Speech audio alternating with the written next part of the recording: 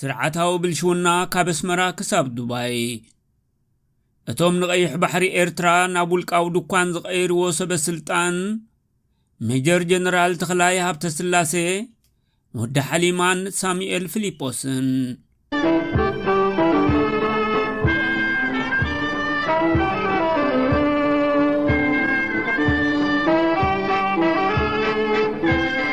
ሓደ መእተውን ማሕበረ ቁጠባዊ ድሕረ ባይታን እቲ ተፈጥሮአዊ ትዕድልቲ ኤርትራ ዝኾነ በአህጉራዊ ደረጃ ዝጥመት ኣብ ገማግም ቀይሕ ባሕሪ ኤርትራ ዝርከብ ሃብቲ ባሕሪ ኣብ ጠቕሚ ዜጋታት ኣብ ክንዲ ዝውዕል ብሰንኪ ስሱዕን ገባትን ስርዓት ህግደፍ ናብ መሳርሕ ምዝመዛ ተቐይሩ ይርከብ። እቲ ዞባን ሕርሻ ዘይምችእ ብምዃኑ ህዝቢ ዓፋር ካብ ጥንቲ ጀሚሩ መነባብሩኡ ኣብ ባሕሪ ዝተመርኮሰ እዩ። ይኹን እምበር ሎሚ እቲ ንሃገራዊ ልኡላውነትን ንድሕነት ዜጋታትን ክሕሉ ዝግብኦ ሓይሊ ባሕሪ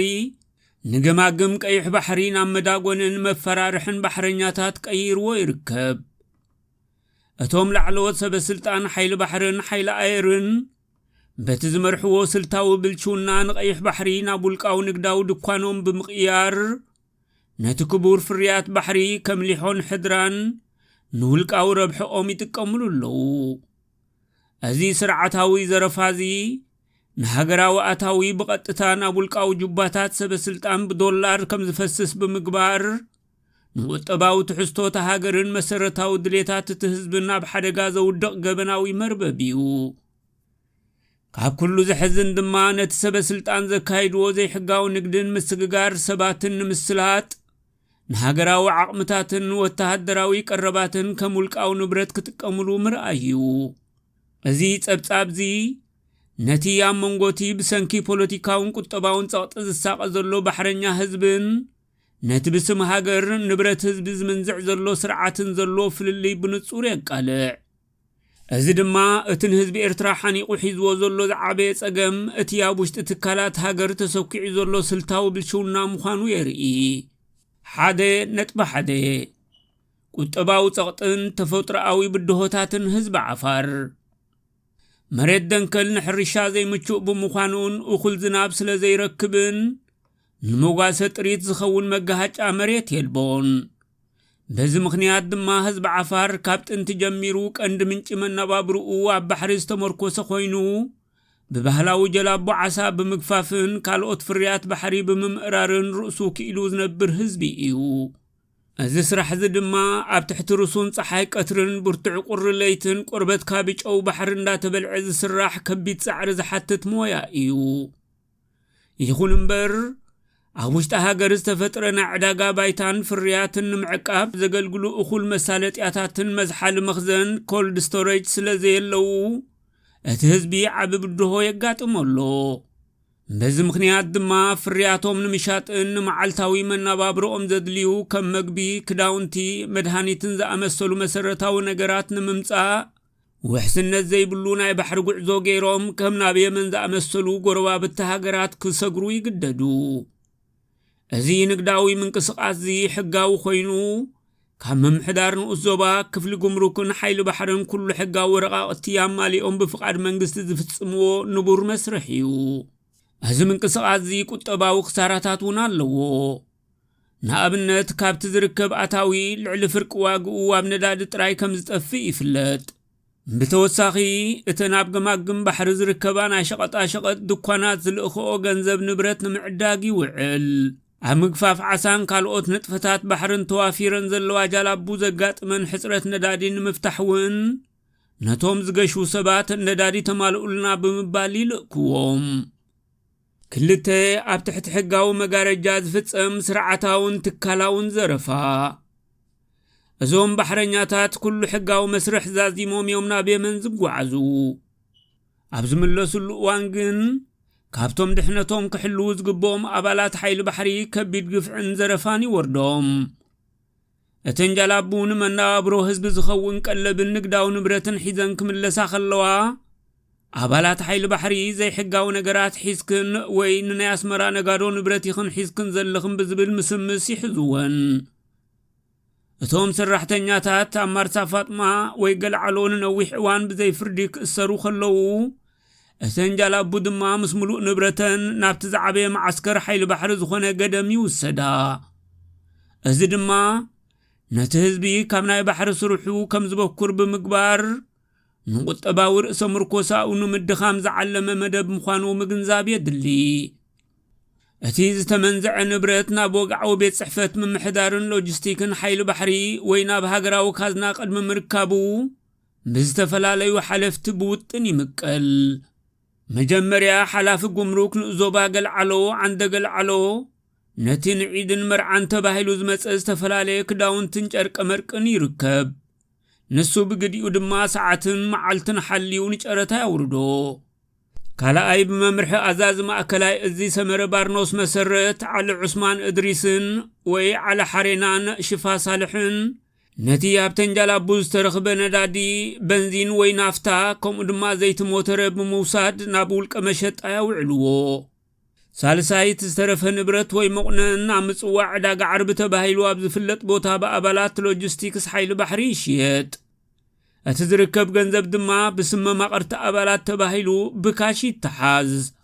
እዚ ብኮሎኔል ኣሕመድ መሐመድ ዓሊ ወዲ ሓሊማ ምስ ኮሎኔል ጣዓመ ብምትሕግጋዝ ክካየድ ዝጸንሐ ናይ ስርቂ መርበብ ሎሚ እውን መልክዑ ቀይሩ ይቕጽል ኣሎ። ኮሎኔል ጣዓመ ጎይቶኦም ካብ ስልጣኑ ምስ ደስከለ ኣብ ክንድኡ ሰሎሙን ዝተባህለ ሓላፊ ምምሕዳር ሓይሊ ባሕሪ ብምትካእ ነቲ ናይ ምዝመዛ ተግባራት ብዝገደደ መልክዑ ከሳልጦ ይርከብ። እዚ ድማ እቲ ዝፍጸም ዘሎ ግፍዕታት ውልቃዊ ዘይኮነስ ትካላዊ መልክዕ ዘለዎ ስርዓታዊ መስርሕ ምዃኑ ዘርኢ እዩ። ሰለስተ ቃልሲ ደቂ ኣንስትዮን ማሕበራዊ ሳዕቤናቱን ኣብ ልዕሊ ደቂ ኣንስትዮ ዓፋር ዝወርድ ዘሎ ሰብኣውን ቁጠባውን ጸቕጥታት ብዝርዝር ከም ዝስዕብ ይግለጽ። ህይወትን ቃልስን ደቂ ኣንስትዮ ዓፋር ኣብ ገምገም ባሕሪ ደቂ ኣንስትዮ ዓፋር ኣብዚ እዋን እዚ ንመላእ ሕብረተሰብን ስድራ ቤትን ዓንዲ ሕቖ ኮይነን የገልግላ ኣለዋ። ኣብ ሓደ ኣዝዩ ኣጸጋሚ ባህላውን ቁጠባውን ሃዋህው ኮይነን እናተቓለሳ እቲ ናይ ስድራ ቤት ቀንዲ ሓላፍነትን ምምሕዳርን ኣብ ልዕሊአን ወዲቑ ይርከብ። እዚ ጾርዚ ዝበዝሓሉ ምኽንያት መብዛሕትኦም ደቂ ተባዕትዮ ኣብ ጉዱድ ሃገራዊ ኣገልግሎት ወይ ከዓ ሃገር ገዲፎም ተሰዲዶም ስለ ዝርከቡ እዩ። ብሰንኪ ዝኹነታት ዘናዴታት ንደቀን ከም ኣቦን ኣደን ኮይነን ናይ ምዕባይ ከቢድ ሓላፍነት ተሰኪመን ይርከብ ኣለዋ። እዘን ደቂ ኣንስትዮ ንመነባብሮ ስድራ ቤተን ንምውሓስ ካብ ጋሕጋሕ ንግሆ ክሳብ ምሸት ኣብ ውሽጢ ባሕሪ ብምእታው ፍርያት ባሕሪ ኣብ ምእራይ ይውዕላ። ኣብ ገለ እዋናት ድማ ንሶሙን ዝኣክል ካብ ደቀን ተፈልየን ወፍሪ ኣብ ደሴት ይቕንያ። ኣብቲ ባሕሪ ዘካይድኦ ቀንዲ ንጥፈታት ድማ ሊሖ ወይ ጽፍሪ ኦፐርክለም ኮንችሼል ዋግኡ $150 ንኪሎ ወይ ንሓንቲ ፊንጃል $350 ናቕፋ ከምኡ ድማ ሕድራ ብላክሲ ኩኮምበር ዋግኡ $100 ንኪሎ ንምእራይ ቁርበተን ብፀሓይን ብጨው ባሕርን ክሳብ ዝጫናዳሒ ይፅዕራ። እቲ ዘሕዝን ግን እቲ ብርሃፀን ዘምጽኦ ፍርያት ባሕሪ ናብ የመን ብተማላኣለይ ተላኢኹ ስለ ዝሽየጥ ንመነባብሮአን ንደቀን ዝኸውን መዓልታዊ ቀለብን ሒዘን ዝምለሳተን ዝተላእካ ጀላቡ ብሓይሊ ባሕሪ ኽተራን ንብረተን ይምንጠልን። እቶም ኣባላት ሓይሊ ባሕሪ ነቲ ዝሃገርዎ ንብረት ብወግዒ ይሸጥዎ። ሓደ ካብቲ ዘገርም ተርእዮታት ኣብ ልዕሊ እቲ ዝሽየጥ ንብረት ኣስማት ናይቶም ዝተሃገሩ ስድራ ቤት ብቋንቋ ዓፋርን ዓረብን ዝተጻሕፈሉን ከሎ እዩ ንተቐማጦ ህዝቢ ምጽዋዕን ከምኡውን ካብ ካልእ ዞባታት ንዙረት ምጽዋዕ ዝመፁ ዝሽየጥ ዘሎ። ብሕፅር ዝበለን ሰማዕቲን መሓላልፎ መልእኽቲ እንተሃልዩ ምርኣይ ምእማን ማለት ስለ ዝኾነ ኣብ ከተማ ምጽዋዕ ዕዳጋ ዓርቢ ዝበሃል ቦታ ኸድኩም ተዓዘብዎም። ኣባላት ሓይሊ ባሕሪ ካብ ህዝቢ ዝሃገርዎ ምቑነን ፊኖን ዘይትን ወዘተ ክሸጡ ክጸንሑኹም እዮም።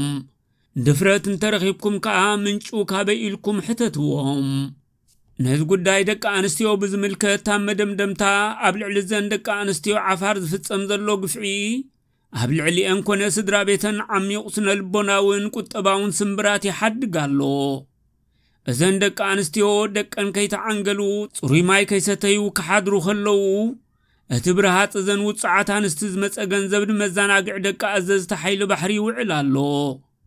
ነዚ ኣሰቃቂ ገበናት ንምዕጋት ወይ ንመሰል ዘናዴታት ደው ዝብል ማሕበር ደቂ ኣንስትዮ ኤርትራ ይኹን ካልእ ትካል ከም ዘየለውን እቲ ጸብጻብ የመልክት። እዘን ደቂ ኣንስትዮ ምስ ኩሉ ተጻብኦ ናይ ተሰርዓት ብዝገብርኦ ዘለዋ ብርቱዕ ጻዕሪ ኣብዚ ግዜ እዚ ወነንቲ ጀላቡ ኮይነን እኳ እንተለዋ ሓንቲ ካብተን ኣብ ድሮ ዒድ ዝተታሕዛ ጀላቡ ወናኒታ ጓል ኣንስተይቲ እያ። ይኹን እምበር ስርዓት ህግደፍ ኣብ ክንዲ ምትብባዕን ሞራል መሃብን ምህጋር ከም ባህሊ ወሲዱ ይሰርሓሉ ኣሎ። ካብ ወርሒ ጥሪ ክሳብ መጋቢት 2026 ብሓይሊ ባሕሪ ማእከላይ እዝ ዝተሃገራ ብዝሒ ጀላቡ ልዕሊ 10 በፂሐን ኣለዋ። ኣብ ድሮ ዒድ አልፈጥር ዝመጻ ዝተሃገራ ጀላቡ ድማ ቀዳመይቲ ጃልባ ከዲጃ ጣሃ ሑዴ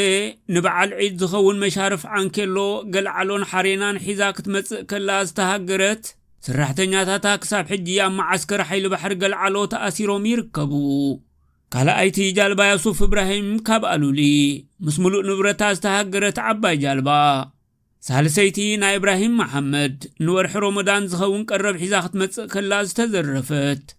3 ቁጽሪ 1 ጠለብ ህዝቢ ጎሲኻ ንረብሓ ውልቀ ሰባት ምስራሕ። ኣብ ገምገም ቀይሕ ባሕሪ ዝርከባ ቁሸታትን ሓውሲ ከተማታትን ከም ጢዖን ዕድን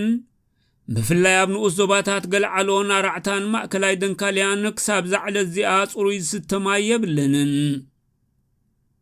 እቲ ዘሎ ትሕተ ባይታዊ ማይ ድማ ጨዋም ብምዃኑ ንጥዕና ነበርቲ ቀጻሊ ብድሆ ኮይኑ ይርከብ። ኣብ ዋዜማ ናጽነት ነዚ ጸገም ንምፍታሕ ካብ ርሑቕ ካብ 30 ክሳብ 60 ኪሎ ሜትር ማይ ዘምጽኣ ቦጣት ተዓዲለን እኳ እንተነበራ ሎሚ ግን ንዘን ቦጣት ብሰንኪ ሕጽረት ጽገናን ሸለልትነትን እርጋንን ተሓዊስዎ ካብ ስራሕ ወጻኢ ኮይነን እየን። ህዝቢ ጥርዓኑ ብተደጋጋሚ እኳ እንተቕረበት ዝሰምዖ ወይ ሓላፍነት ዝስከም ኣካል ኣይተረኽበን። ብኣንጻር ዝግን ሓይሊ ባሕሪ ኤርትራ ምስ የመናውያን ሰብ ጸጋብ ዝገበሮ ውዕል ንረብሓተን ዓሳን ሕድርን ንምእራይ ዝዋፈራ ጃላቡ ምእንቲ ከይሽገራ ካብ ማይ ባሕሪ ጽሩይ ዝስተማይ ዝመስርሓ ማሽናት ዲሳሊኔሽን ፕላንት ሳብ ደሴታት ሕርምድ ስጋላት ጋርዲዓይ መክድሕን ሓራትን ተኺልዋ ኣገልግሎት ይህባ ኣለዋ። ብተወሳኺ ዘን ደሴታት እዚኣተን ርእሰ ከተማ ኣስመራ እኳ ዘይረኸበቶ ናይ 24 ሰዓት ናይ ኤሌክትሪክ ኣገልግሎት ይረኽባ። እዚ ተርእዮ እዚ እቲ ስርዓት ንመሰረታዊ ድሌታት ዜጋታቱ ካብ ምምላእ ሓኪሉ ንውልቃዊ ሃብቲ ሰብ ስልጣን ዘውሕሱ ንግዳዊ ስርሒታት ቀዳምነት ከም ዝህብ ዘርኢ ተወሳኺ መረጋገፂ እዩ። 4 ፖለቲካዊ ውዲት ምስጓግን ምዝንባልን ህዝቢ ኣብ ዞባ ሰሜናዊ ቀይሕ ባሕሪ ብፍላይ ድማ ኣብ ከባቢ ሓውሲ ደሴት ቦሪ ንኡስ ዞባ ገልዓሎ ዝነብሩ ዜጋታት ኣብ ማሕበራዊ ህይወቶም ንዓመታት ዝቐጸለ ስልታውን ጉህድን ግፍዕታትን ዝተፈጥረ ጸቕጥታትን ከም ዘሎ ካብቲ ከባቢ ዝረኸብናዮ ሓበሬታ የረድእ። እዚ ነዊሕ እዋን ፍታሕ ዘይተረኽቦ ጉዳይ ንዓበይቲ ዓድን መራሕቲ ሃይማኖትን ከቢድ ሻቕሎት ኮይኑዎም ዘሎ ግድል እዩ። ነበርቲ ገማግም ቀይሕ ባሕሪ ብሓፈሻ ካብ ባሕሪ ዓሳ ምግፋፍን ካልእ ንጥፈታት ምክያድን ተኸልኪሎም ድሕሪ ምጽናሕ ኣብ ቀረባ ግዜ ካብ ቤት ጽሕፈት ፕሬዚደንት ብዝወፀ መምርሒ ን2-3 ዋርሕ ጥራይ ዝጸንሕ ግዜያዊ ፍቓድ ተዋሂብዎም እዩ። ይኹን እምበር እዚ ፍቓድ እዚ ንኩሉ ብማዕረ ዝምልከት ዘይኮነስ ነቶም ኣብ ሓውሲ ደሴት ቦሬ ዝርከቡ ልምዳውያን ገፈፍቲ ዓሳ ከም ዘይሕውስ ተገሊጹሎም ኣሎ። እዚ ድማ ነቲ ኣብቲ ከባቢ ዘሎ ህዝቢ ብቁጠባ ንምድኻም ዝዓለመ ስጉምቲ ምዃኑ ይፍለጥ። ሓይሊ ዕማም ዞባ ሰሜናዊ ቀይሕ ባሕሪ ናይ 40 ዓመት ኣኼባ መፋረቕ ወርሒ መጋቢት ኣካይዶም እዮም። ኣብቲ ዘካየድዎ ኣኼባ ብዙሓት ኣካታዕቲ ጉዳያት ተላዒሎም። ሓደ ካብቶም ጉዳያት ድማ ብዛዕባቲ ኣብ ንኡስ ዞባ ገልዓሎ ብኣባላት ማእከላይ እዚ ሓይሊ ባሕሪ ዝፍጸም ዘሎ ግፍዕታት ዘበገሶ ሕቶታት ንግዚያዊ ኣዛዚ ሓይሊ ባሕሪ ወዲ ሓሊማ ቀሪቡሉ። ንሱ ነቲ ዝቐረበሉ ጥርዓናት ብኸምዚ ዝስዕብ መሊስዎ። ሓውሲ ደሴት ቦርን ከባቢኣን እንተላይ ዳህላክ ብሚኒስተር ምክልኻል ቀንዲ መደበር ሓይሊ ባሕሪ ኮይኑ ተሓፂኡ ዘሎ ከባቢታት እዩ። ከም ቀንዲ መደበር ሓይሊ ባሕሪ ኤርትራ ኮይኑ ንኸዓይ ተወጢኑሎ። እዚ ማእከል መደበር ሓይሊ ባሕሪ ኣብ መላእ ቀይሕ ባሕሪ ዝግበሩ ንጥፈታት ንምቁፅጻር ዝዓለመ እዩ። ብተወሳኺ ተጻባእትና እናወሰኹን እናሓየሉን ይመፁ ኣለዉ። እታ ታሪኻዊት ጸላኢትና ዝነበረትን ዘላን ኢትዮጵያ ብግዳማዊ ሓይሊ ተደጊፋ ሓይሊ ባሕሪ ኣብ ምቋም ትርከብ ኣላ። ንጸላኢ ንምብዳህ ኣብዚ ከባቢ ዱልዱል ሓይሊ ባሕሪ የድልሎ። ስለዚ እዚ መደብዚ ቅድሚ ምጅማሩ ኣብቲ ከባቢ ዝርከብ ህዝቢ ክግዕዝ ወይ ክስጎግ ኣለዎ። እዚ ድማ ካብ ሓላፍ ስታፍ ሓይልታት ምክልኻል ጀነራል ፊሊጶስ ወልደ ዮሃንስ ወረደ ቀጥታዊ መምርሒ ኢሉ እቲ ኣኼባ ላዕለዎት ሓለፍቲ ምምሕዳር ዞባን ሃገራዊ ድሕነትን ዝተሳተፍዎ እኳ እንተነበረ ነቲ ዝቐረበ መልሲ ግን ዘርኣይዎ ዝኾነ ይኹን ተቃውሞ ወይ ስምዕታ ከም ዘይነበረ ምንጭታትና ይጠቕሱ ነገሩ ኪዳይ ትበሎ ከም ዝኸይድ ግበሮ ዝዓይነቱ ውሳኔ እዩ እዚ ድማ ንጥርዓን ህዝቢ ዕሺሽ ዝብልን ምስጓግ ህዝቢ ዘተባብዕን ውሳኔ ኮይኑ ተረኺቡሎ እዚ ውሳኔ እዚ ኣብ ልዕሊ እቲ ንዘበናት ኣብቲ ከባቢ ዝነበረ ህዝቢ ዘንጸላለዎ ሓደጋ ምዃኑ ይፍለጥ መንግስቲ ከምዚ ዝኣመሰለ ዓቢ መደብ እንተለዎ ኮይኑ ስለምንታይ ብወግዒ ንህዝቢ ዘይሕብሮ 4.1 ኣድልዋዊ ምሕደራን ጉቦን ብልሽውናን ሓይሊ ባሕሪ ኤርትራ ብ3 ወይ 4 ዝኾኑ ዝተፈላለዩ እዝታት ተመቓቒሉ ክመሓደር ከሎ እቶም እዝታት ዝተፈላለየን ዝጋራጮን ኣገባብን መምርሒታትን ከም ዘተግብሩ ይፍለጥ ኣብቲ ብወዲ ኪዳነ ዝእለ ደቡባዊ እዚ ወይ ዓሰብ ነቲ ኣብቲ ከባቢ ዝነብር ህዝቢ ካብ ረሓይታ ክሳብ ጢዖ ንመነባብሮኦም ዝኸውን ቀለብን ንብረትን ብጀላቡ ከምጽኡ ይፍቀድ እተን ብደቡባዊ እዚ ተፈቒዱለን ተንቀሳቒሰን ዝምለሳ ጀላቡ ብሓለፍቲ እዚ ወይ ሓለፍቲ ንቑጣታት ክምለሳ ከለዋ ብጎባ ዓይኒ ኣይርእይዎንን እዮም እዚ ኣሰራርሓ እዚ ምስቲ ኣብ ካልኦት ንኡሳን ዞባታት ዘሎ ጥብቂ ቁፅፅር ክነጻጸር ከሎ ዓቢ ፍልልይ ኣለዎ ኣብቲ ካብ ጢዖ ክሳብ ኢንገል ዝዝርጋሕ ማእከላይ እዚ ግን ኩነታት ብሰሪ ጉቦን ብልሽውናን ጥልመትን ዝተሓላለኸ እዩ ማእከላይ እዚ ቅድሚ ሕጂ ብኮሎኔል ኣሕመድ መሐመድ ዓሊ ወዲ ሓሊማ ይእለ ከም ዝነበረ ዝዝከር ኮይኑ ኣብ ዘበነ ስልጣኑ ወዲ ሓሊማ ንብሕታዊ ረብሕኡ ዝሰርሓ 3 ዓበይቲ ጃላቡ የመናውያን ብምስጢር ፍቃድ ሂቡ የስርሕን ከም ዝነበረ ይፍለጥ ሎሚ ማእከላይ እዚ ብሰመረ ባርኖስ ይመሓደር ኣሎ ንሱ ድማ ራዛ ናይ ኣቡኡ ሓዛ ከም ዝበሃል ናይ ወዲ ሓሊማ ኣሰር ተኸቲሉ ይሰርሕ ኣሎ ሰመረ ባርኖስ ነተንሽዑ ባዕሉ ፍቃድ ሂቡ ዘንቀሳቐሰን ጀላቡ ህዝቢ ናማርሳታት ገልዓሎን ኢንገልን ክምለሳ ከለዋ ቃሉ ብምዕጻፍ ዘይሕጋው ንብረት ሒዝክን ኣለኸም ብምባል ከም ዝውረሳ ይገብር መዝ መሰረት ድሮ በዓል ዒድ ዝኣተዋ 3 ጀላቡ ምስ ሙሉእ ንብረተን ክህገራ ወሲኑሎ እዚ ተግባር እዚ ኣብ ውሽጢ ሓይሊ ባሕሪ ኤርትራ ዘሎ ምዝመዛን ህዝቢ ዘሳቒ ኣድልዋዊ ምሕደራ ዝሰዓረረሉ ምዃኑ ዘጉልሕ እዩ 5 ላዕለዎት ሓለፍቲ ሰራዊትን ዘይሕጋዊ መርበብ ንግድን ካብ ዝሒዝናዮ ዘለና ርእስቲ ከይወፃእና ኣብ ሓይሊ ባሕሪ ዝተራእዩ ምዕባሌታት ኣዛዛ ሓይሊ ባሕሪ ኤርትራ ጀነራል ሑመድ መሐመድ ካሪካሬ ኣብ 2024 ወርሒ መጋቢት ዓሪፉ ሓለቓ ስታፍ ሓይሊ ባሕሪ ኤርትራ ኮሎኔል መልአከ ተክለማርያም ወዲ ፊተራሪ ድማ ኣብ ወርሒ ጉንበት ትሕቲ ቀይዲ ኣትዩ እዞም ኣብ ላዕሊ ዝተጠቕሱ ኣዘዝቲ ሓይሊ ባሕሪ ነበር ተመራሪሖም ዝተፈላለየ ምኽንያት ካብ መዝነቶም ምስተኣለዩ ከም ግዚያዊ ሓላፊ ሓይሊ ባሕሪ ዝተመዘዘ ኮሎኔል ኣሕመድ መሐመድ ዓሊ ወዲ ሓሊማ እዩ ወዲ ሓሊማ ንስልጣኑ ዓጥዒቱ ንምሓዝ ክጥዕሞ ክልተ መንገድታት መሪጹሎ ቀዳማይ ነቶም ሕብሪ ዓይኖም ደስ ዘይበሎ ወይ ከስርሑና ኣይክእሉን እዮም ዝበሎም ሓለፍትን ኣዘዝትን መኮንናትን ኣብ ሓይሊ ባሕሪ ምስ ኮሎኔል መልአከ ተክለማርያም ወዲ ፊተራሪ ምትእሳር ኣለዎም ብምባል ካብ መዝነቶም ኣልዩ ብሓደስቲ መኮንናት ተኪእዎም ኣሎ ካልኣይ ኣዛዛ ሓይሊ ባሕሪ ኮይኑ መታንክሽየም ምስ ሳሙኤል ፊሊጶስ ወልደ ዮሃንስ ወዱን ጀነራል ፊሊጶስ ዮሃንስ ሓለቓ ስታፍ ምክልኻል ኤርትራ ሓያል ናይ ንግዲ ውዕል መስሪቱሎ ኣብ ርእሲ እዚ ምስ ኣዛዛ ሓይሊ ኣየር ዘሎ ሜጀር ጀነራል ተክላይ ሃብተ ስላሴ ጥቡቕ ዝምድና ፈጢሩ ይርከብ ወዲ ሓሊማ ብፍላይ ምስ ኣዛዛ ሓይሊ ኣየር ሜጀር ጀነራል ተክላይ ሃብተ ስላሴ ብዝፈጠርዎ ናይ ንግዲ መርበብ ጽቡቕ ስለ ዝቐጸለሎም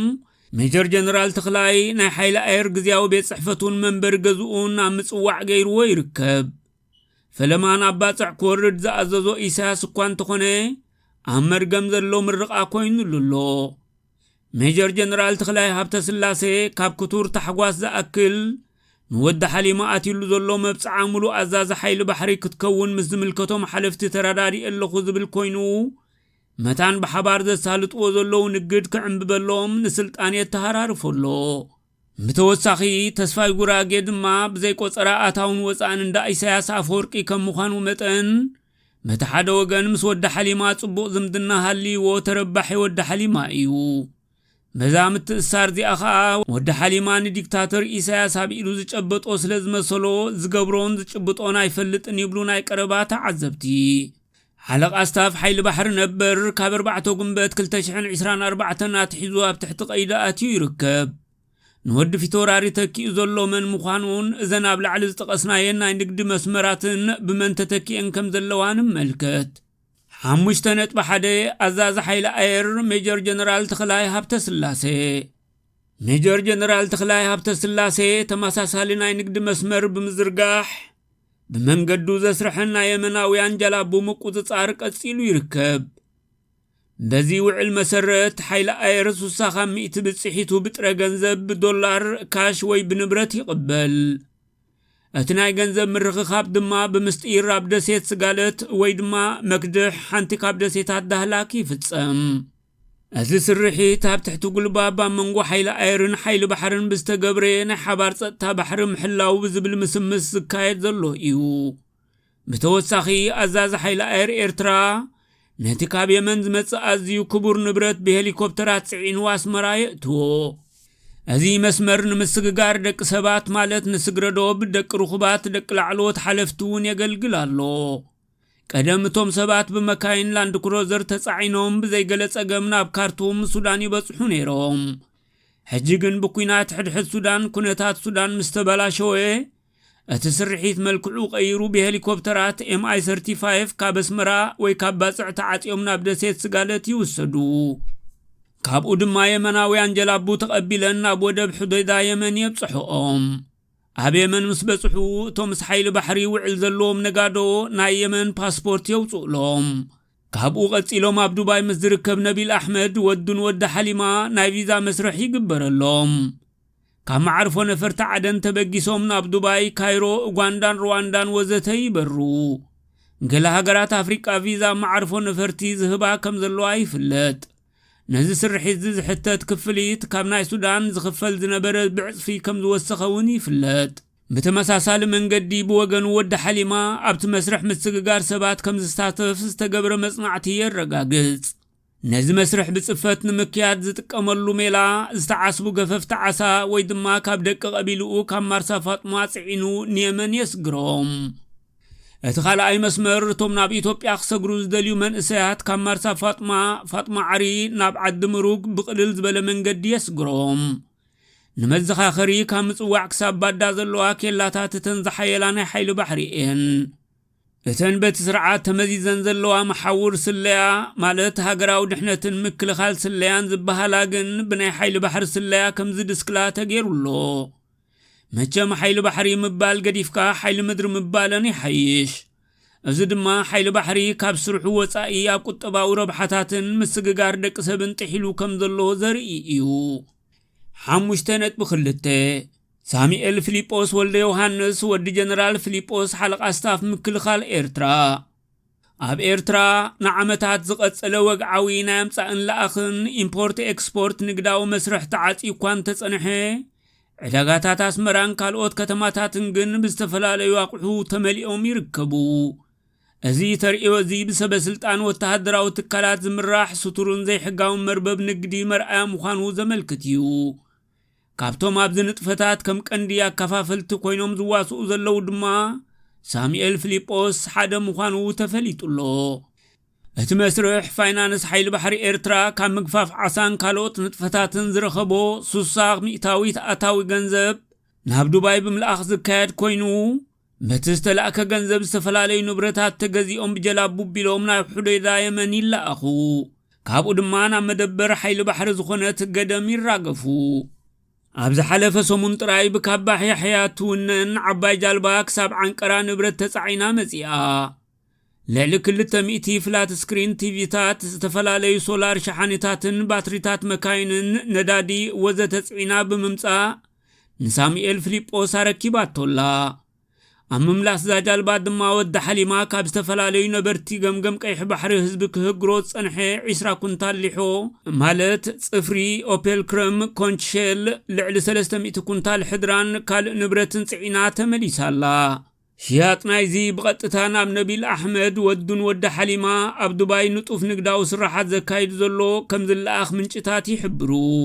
نتوسخ حبريتا نبيل أحمد كاب كوليج ماي نفحي كوليج نحسك التشحن عسران حدن تمرقو كم تزبلو هاقراو قبوء كيف تسمي بحاجز أبوء بتناب لعلي استتقصى من قد تاتابيلون كايرو أتيز بالحبريتا اللو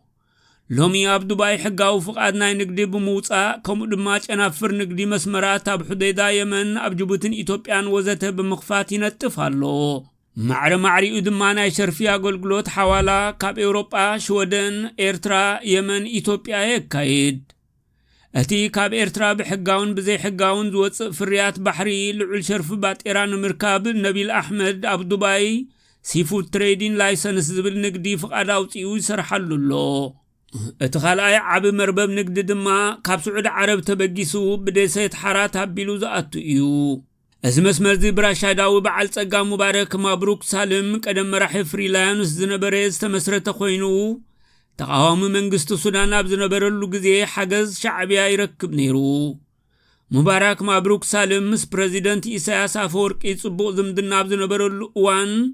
تيت كالاخل ماكينا مالت أرمد بولت بروف تويوتا لاند كروزر بهياب ملكع عبركتلو نيرو حجي أتزمدنا مس إساياس كوان تتبتك أتنسوز مسرتو مسمرقن حادي كاب بيتسبو زخوني حمدان سالم مبارك يقصلولو أتن كاب سعوديز مسع عبيت جالابو بمولو أفلطون حلوان حيل بحر إيرتراب دسيت حرات وي مارسا قلبو بسعنتن الرقفا أتز ترفن برد دما مفتنات جلابو حيل بحر تسعينونا بقماقم بحري انبرمي مسبسحي بناي مكل خال مكاين بتحات تسعينونا بسمراي وسد أبزو كلو مسرح بنطفت زواسو زلو دما ودي جنرال فيليبوسن كولونيل ود حليمان مخانوم يفلت إذا آنتي بهاجر زلو وقعو نقدي بمدخام وحدات تبلتي سلطانهم تتقيمهم هبت هاجر أبصبي بولك أو ربحهم كوعلوز قبر صور زسدد بالشونا مخانو يرد شدشته مدمدمتا أبقماقم كيح بحري زكايات زلو كونتروباندا وسرحيتات كابترا بالشونا حليفو هاجراوي تكالاتن هابتن ولك أو ربحاز تورسلو ترئيو أب إيرترا فتحن من قاس هاب زكايات زلو قالسي تزعبي بدهو كوين زلو سرعات إساس تراي زي كونس أتوم سلطانون محلاو كبلو أب استحلال خبل شو الناس تشمو موسى سلطانون يوم أزوم حلفت زياتهم هاجراوي تكالاتن هابتن ولك أو ربحوهم بموراس ربحوهم كي قدلهم نتينا فتح قالسي زيادة كم زتصابقو غيرو ومالو أتوم لعلوت سب سلطان منقستاو عقمي نبرتن سلطان تتقيمهم كابزخونا عينت قطصر وصائي ناي سرق مربب زرقيحهم يركبو كهند مللي زقبناو نطفتات دما سرق هاقراو أتاوي مالت كاب بحر زركب فريات كم حدران لحون بغطتانا بهاقراو كازنا كأتواب كند مقبار اتسوسام إتاوي زبتصح أتاوي بترغنزب بدولار بمستير نولك أو ربحاي وعل كاب قبر نتعا زخونا ولقاو نقدي أزوم حلفتي كاب يمن سعود عرب زمصو وما قحوت كم تيفي باتريتات ندادي وزته بناي مكل خال مكاين جالابون الناس قعا عزو بزي زخونا ناي منقست قبري إنكام تاكس وي قمروك ناب عداقا يوردو مهقار نبرت زيقاتات أتهزب برهات وزطريو نبرت بشفان زي حقاو تباهيلو مستهقري أمس وعداقا عرب تشيطو غنزبون ولقاو رب حسب سلطان يوعل بوليتيكاو وديت أتي بسبب تأتا بحرين مسحاب مس إثيوبيان زقرب زلو مسمس ننبرتي حوس دسيت بوري كامو بقل مريتهم مسقواقن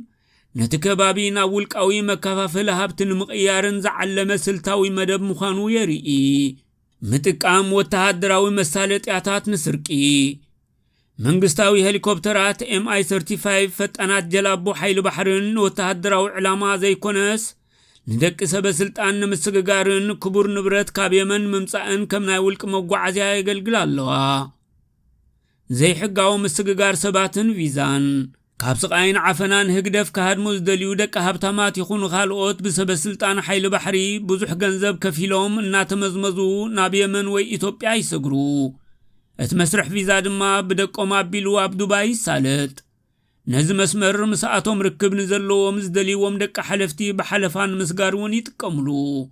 بحافشا زياب لعل هزب عفارن بحرنياتاتن زفتصم زلو قفعي اب صقاتات هاجر زكايات زلو مزمزا نتهاجر كحلوز تمدب سراويت نابشفتا قير ويركب اتهاجر كترخبوز قبع عبنا وطا أشرفي بسنكزيز تزرقحنا يبلشونا مرببنا محفودا وحدات والكسباتن دقومن كم سامي الفليبوس النبي الأحمد يقتلو ازي دما نقطبا هاجر زداخم تراي زي كونس نفتحي زقبرن هاجرا ودحنتا بحدقا زودقن عبقبنيو دليبو إنسايت مقابيت كل تشحن عسران شدوشتن